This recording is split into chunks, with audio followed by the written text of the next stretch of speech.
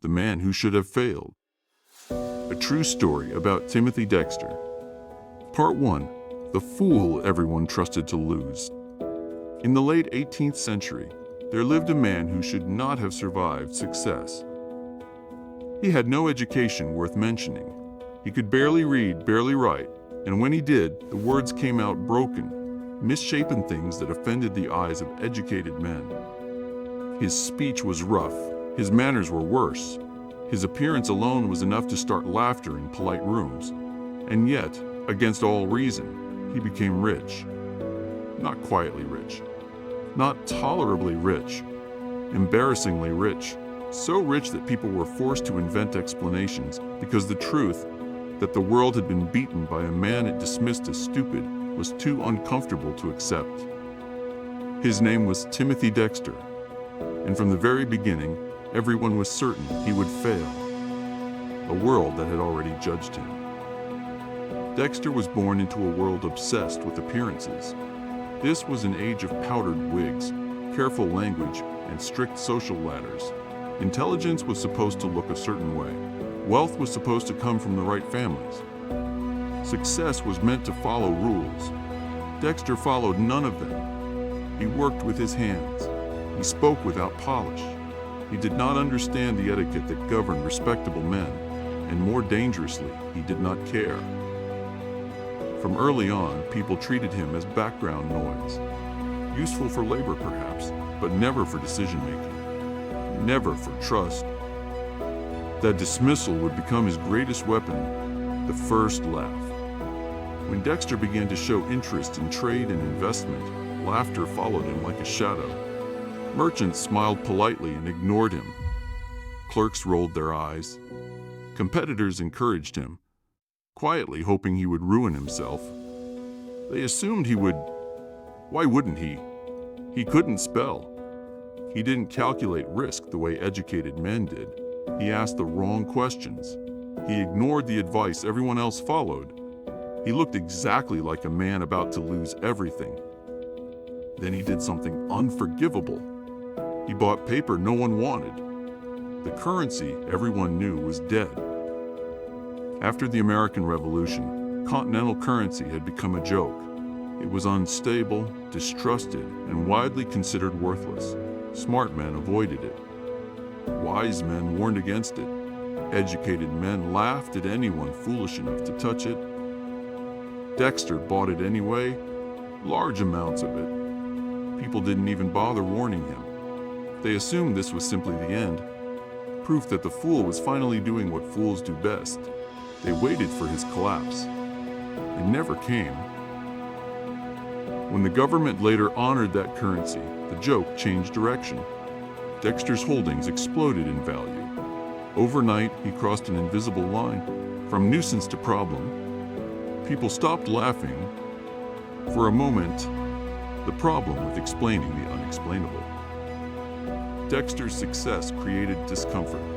It challenged the unspoken agreement that intelligence guaranteed results. So people rewrote the story. They called it luck. They called it accident. They called it a fluke that could never happen again. Dexter listened. Then he ignored them, because while they were busy explaining the past, he was already placing his next bet. The trades that made no sense. Dexter began shipping goods across the Atlantic, goods that made experienced merchants shake their heads in disbelief. Warming pans sent to tropical climates. Coal shipped to places already drowning in coal. Household items no one believed could sell. Each shipment was greeted with laughter. "Let him waste his money," they said. "He'll learn." But something strange kept happening. The goods sold, sometimes slowly, sometimes unexpectedly, sometimes because circumstances changed at just the right moment. Shortages, weather, war, timing, markets bent. Dexter profited, again and again, the anger beneath the laughter.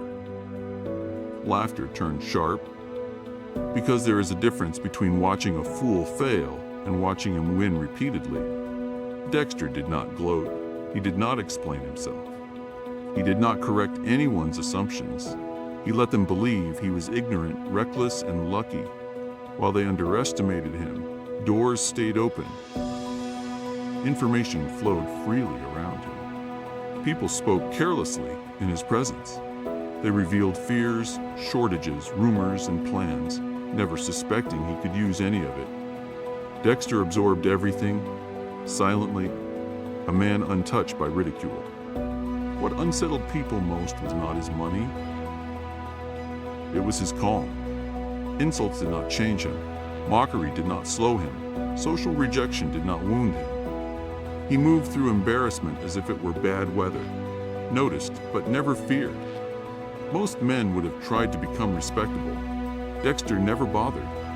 He realized something others did not. Respectability is expensive. It demands conformity, hesitation, and caution. He preferred freedom. The legend begins. By the time people realized Dexter was not failing, it was too late. He was already wealthy, already independent, already impossible to stop. They still called him a fool, but now they did so quietly. Because the most dangerous man in any society is not the genius everyone admires, but the underestimated one who keeps winning while no one is watching. And Timothy Dexter was just getting started. Part 2. The madness that made him untouchable. By the time the laughter returned, it sounded different. At first they laughed because they were sure he would fail. Now they laughed because they needed him to be mad. A man can be forgiven for being poor and foolish. He can even be forgiven for failing loudly. But a man who succeeds without permission, who breaks the invisible rules and refuses to explain himself, becomes dangerous. And so the story began to change. When eccentricity becomes a weapon. Dexter did not soften with wealth. That alone offended people. Money was supposed to civilize a man. It was meant to polish rough edges, to teach restraint, to buy humility. Dexter ignored this script entirely. If anything, he became more strange, more unpredictable, more openly indifferent to expectation. He dressed as he pleased. He spoke when he wished. He ignored advice with a smile that could not be decoded. People stopped asking how he made his money and began asking what was wrong with him. This was safer. Because if Dexter was mad, then his success meant nothing. The statues. Then came the statues. One day, word spread that Dexter had erected statues of famous men around his property. Statesmen, military leaders, philosophers. Figures of respect and authority, cast in solid form, arranged as if standing guard. This alone would have raised eyebrows. But Dexter did not stop there. Among these statues, he placed one more, his own, life-sized, prominent, impossible to ignore. The reaction was immediate. They called it arrogance. They called it insanity. They called it proof that wealth had finally broken him. But they missed the point entirely. A man who controlled the narrative by refusing it. Dexter never explained the statue. That was the genius of it. If he had defended himself, he would have entered their game. If he had justified the act, he would have conceded authority over meaning. Instead, he said nothing and allowed rumors to do the work. Some said he believed himself equal to the great men of history. Some said he was mocking them. Some said he had lost his mind completely. Each version spread faster than the truth ever could. And while society debated his sanity, Dexter became untouchable. Who questions a madman too closely? Who competes seriously with a fool? Who guards their words around someone they believe incapable of understanding? Dexter listened to everything. The shield of ridicule. Ridicule became his shield.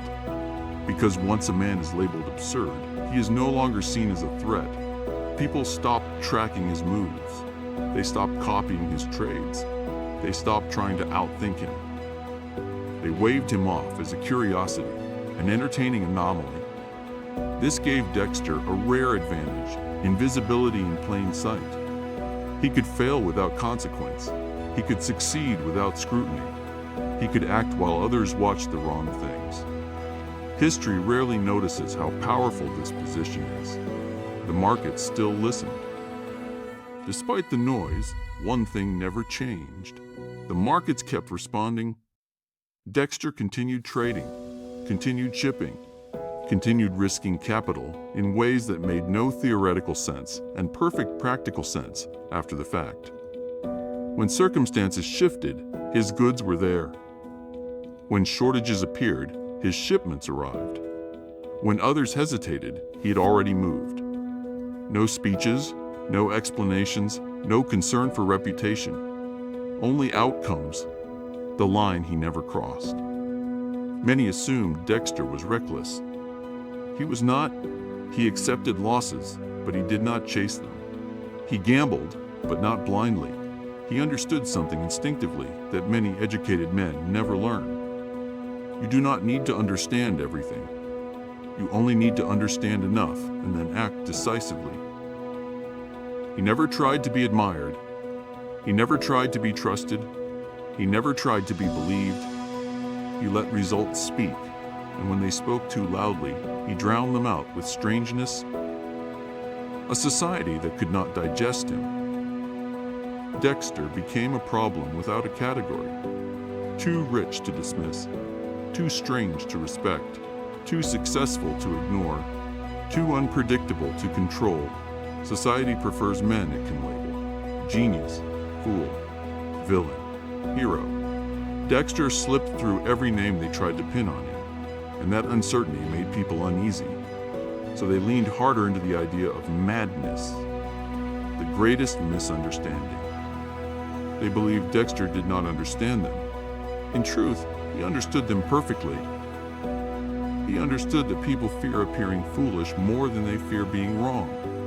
He understood that reputation often matters more than reality. He understood that most men would rather fail conventionally than succeed unconventionally. And so he gave them what they needed to see: a fool, a madman, a joke, while he kept the freedom that came with being underestimated, the calm before the last laugh. By the later years of his life, Dexter no longer needed money. He had more than enough. What remained was something else, something far more dangerous: leverage over attention. And with that leverage, he prepared his final move, one that would confuse, irritate, and outlive him. A move that ensured no one would ever fully decide whether Timothy Dexter was insane or brilliant. Part 3. The final joke history didn't see coming. By the time Timothy Dexter reached the final chapter of his life, the world had stopped trying to correct him. Not because it understood him, but because it no longer knew how.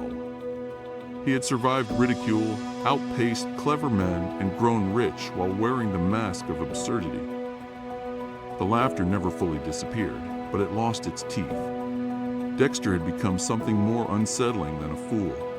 He had become unclassifiable, and that is when he decided to speak, the book no one asked for. Late in life, Dexter announced that he would publish a book. This alone caused amusement.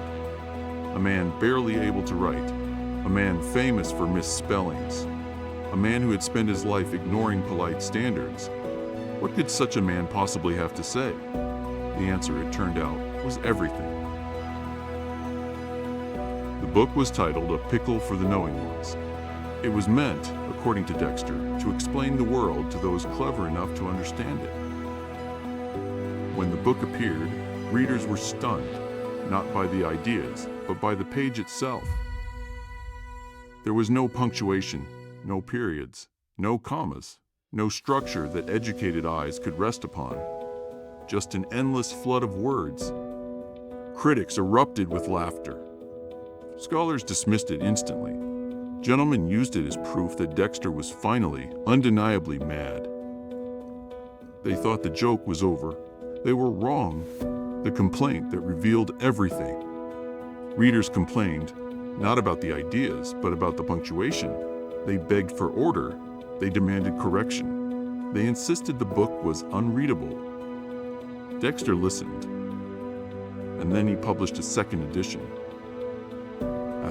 end of the book, he added a single page. On it were rows of punctuation marks, periods, commas, question marks, exclamation points, and a note instructing readers to insert them wherever they pleased. In one move, Dexter turned criticism into comedy and exposed something deeper. He had never been writing for them. He had been writing about them. The joke beneath the joke. Most people missed what had just happened. They laughed again, believing themselves superior. But the structure of the joke cut the other way. The educated men needed rules to feel comfortable. They needed structure to feel intelligent. They needed permission to interpret meaning. Dexter gave them symbols and let them do the work themselves. It was a quiet reversal of power. He did not argue with critics. He did not correct them. He let them reveal their dependence. A man who never explained himself. That was the pattern of his life. When mocked for his investments, he waited. When insulted for his manners, he smiled. When dismissed as insane, he leaned into it. Dexter understood something fundamental. The moment you explain yourself, you surrender control of the story. So he never did. He allowed others to build myths around him. Luck, madness, accident, arrogance. Each explanation protected them from facing a harder truth, that intelligence does not always look the way society expects. The end without resolution. When Dexter died, he left behind money, property, statues, a book, and a question that refused to settle. Was he a fool who got lucky again and again? Was he a madman, stumbling through fortune? Or was he a man who understood people so well that he let them underestimate him until it was far too late? History has never answered this cleanly, and perhaps that was his final victory. What remains? The most unsettling thing about Dexter is not what he achieved, but how little he needed from others to achieve it. He did not need approval. He did not need admiration. He did not need to be believed. He moved while others debated. He acted while others hesitated. He accepted ridicule as the cost of freedom. Most men spend their lives trying to prove they are not fools. Timothy Dexter never bothered. And in that refusal, he slipped past the limits that trap almost everyone else. The final thought. History remembers geniuses because they fit the story we like to tell about intelligence. But every so often, someone appears who breaks the pattern so completely that we are left uncomfortable, unsure whether to laugh or to reconsider everything we think we know. Timothy Dexter left no clear lesson, only a challenge. What if the world is not won by the smartest voice in the room, but by the one who is willing to move while everyone else is busy explaining why he shouldn't? That question still lingers.